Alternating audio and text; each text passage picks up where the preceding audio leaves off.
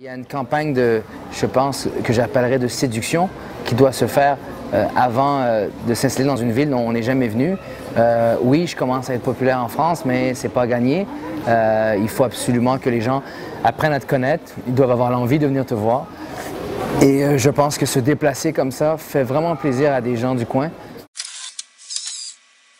Il est venu avec une banane, un sourire jusqu'aux oreilles pour nous rencontrer à la gare.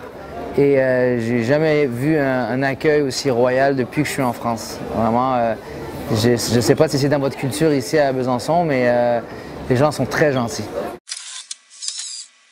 J'étais dans une école multiethnique et puis en fait, je ne connaissais pas trop les origines. J'étais un peu ignorant des autres cultures dans le monde, jusqu'à ce que j'arrive à cette école où je découvre des Marocains comme moi, des Arméniens, des Libanais, des Portugais, des Juifs marocains, toutes sortes de gens issus d'autres cultures, d'autres religions. Et je me suis mis à adorer, découvrir ces cultures. J'ai grandi avec les trois cultures, l'américaine, française et québécoise, en humour. Vraiment, j'ai été quelqu'un qui était très attiré par les showman américains. Et en même temps, j'aimais l'humour français des Inconnus, de Roland McDan.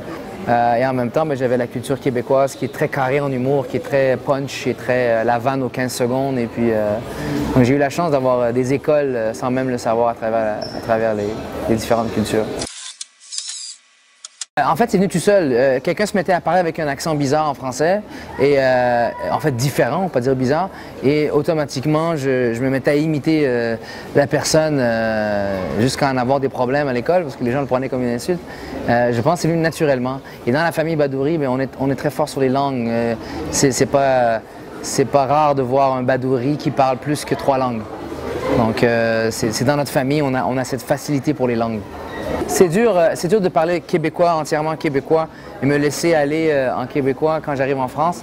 Et ça ne sera pas à mon avantage si je le fais, parce que les gens ne comprendront pas. Et pour rire, pour te comprendre, mais il faut que les gens comprennent. C'est pas un style qu'on se donne. Si je me mets vraiment réellement à parler en québécois maintenant, malheureusement, vous allez comprendre que dalle. Je suis un grand fan de Michael. Ça a été pour moi une grande, pas une crise, mais une prise d'identité. Lorsque j'étais à l'école primaire, mon père nous a amenés dans une école avant le secondaire qui était très québécoise. Donc j'étais quasiment le seul brun beurre dans l'école. Et puis Michael était, j'ai pas vraiment vécu du racisme, mais Michael était pour moi le premier homme de couleurs différentes. Bon, c'est sûr qu'il est redevenu blanc à un moment donné, mais sinon... pour me dire que voilà, j'étais pas seul, et puis je me suis mis vraiment à le prendre comme un héros, comme un modèle, comme un idole.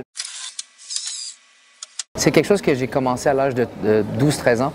En fait, même avant, lorsque j'imitais Michael Jackson, mais à 12-13 ans, je suis devenu un faux bad boy et j'imitais les vrais danseurs de New York qui nous arrivaient avec des styles New Jack et trucs comme ça. Et plus tard, pour séduire les nanas, j'ai commencé à apprendre à danser la salsa et toutes sortes de danses latines. Ouais. Je le fais parce que j'aime pas laisser les gens en rappel avec 2-3 blagues verbales. J'aime leur laisser, vu que c'est un show très haut en lumière, en son, alors j'aime les laisser avec quelque chose qui est haut en couleur. Donc je finis avec ce fameux sketch Bollywood. Ouais. Et là, vous me rappelez que je vais même le garder. Je cherchais du matériel parce que j'écris en anglais en ce moment. J'ai un spectacle à New York le 14 avril. Et merci, vous venez de me rappeler que je dois mettre ce numéro, je dois le traduire en français. Donc, Alors, je serai à Besançon. Je serai à Besançon.